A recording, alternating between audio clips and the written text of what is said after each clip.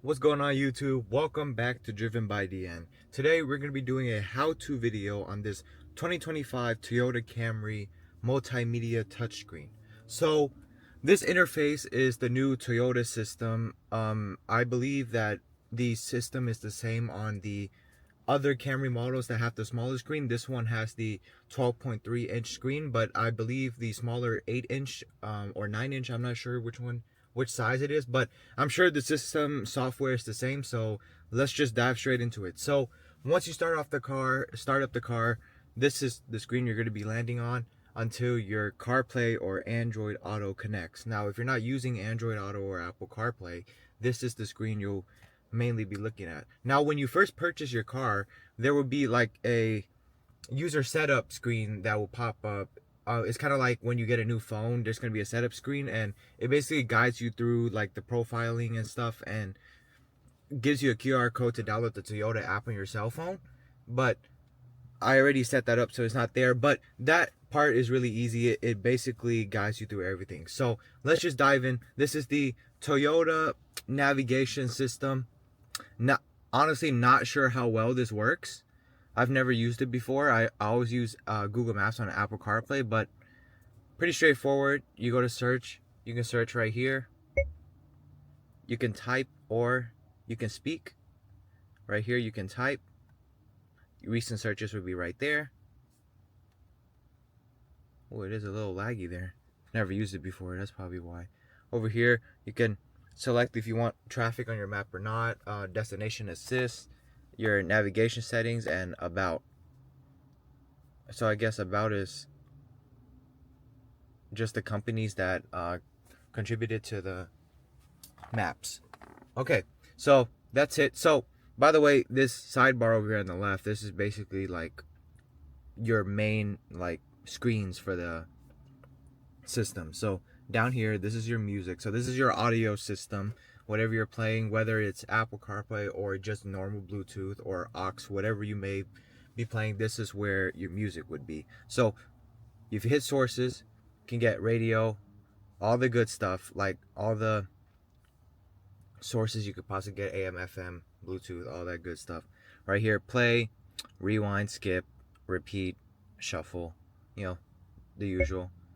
You can search. I guess if you hook up to like Amazon Music or something, which was in the sources, or Apple Music, you can do that straight from here instead of going through your cell phone.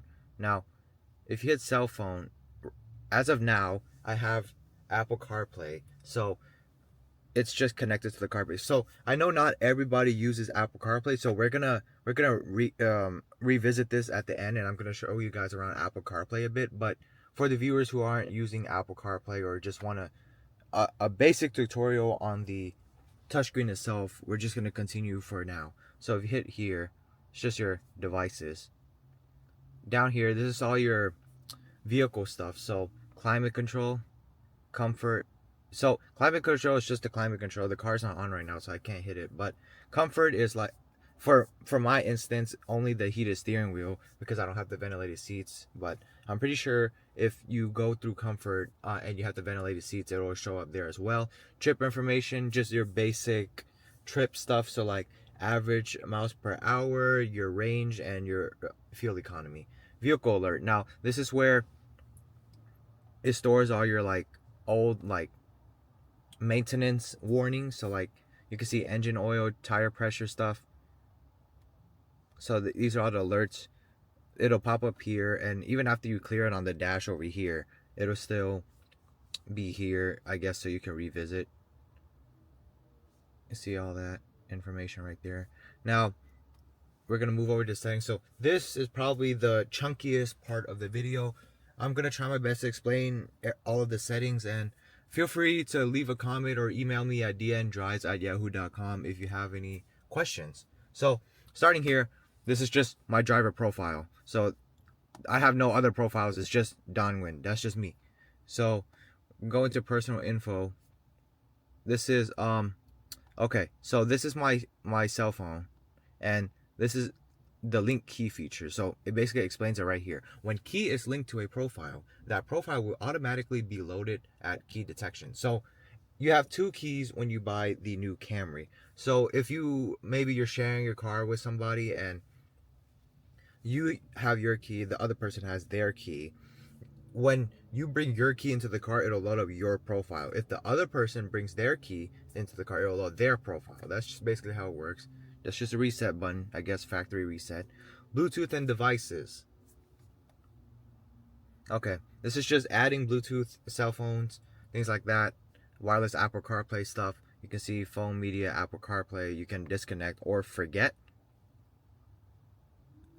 Oh, let's revisit that for a second, actually. So I know a lot of people are experiencing some Apple CarPlay, Android Auto issues where it will just drop and disconnect, or it won't connect at all. So usually when that happens for me, which is not very often, but what I would do is I would set my phone to airplane mode and then turn it off, and then I'll hit this toggle right here for Apple CarPlay, and it should work. General. Okay. This is a screen beep. If you turn this on, it'll beep every time you press. So I don't like that, so I have it off. So screen sensitivity, basically what it sounds like, how sensitive the screen is. It says right here, higher value will allow a smoother operation with gloves. Date and time, this is basically your date and time for the clock of the car.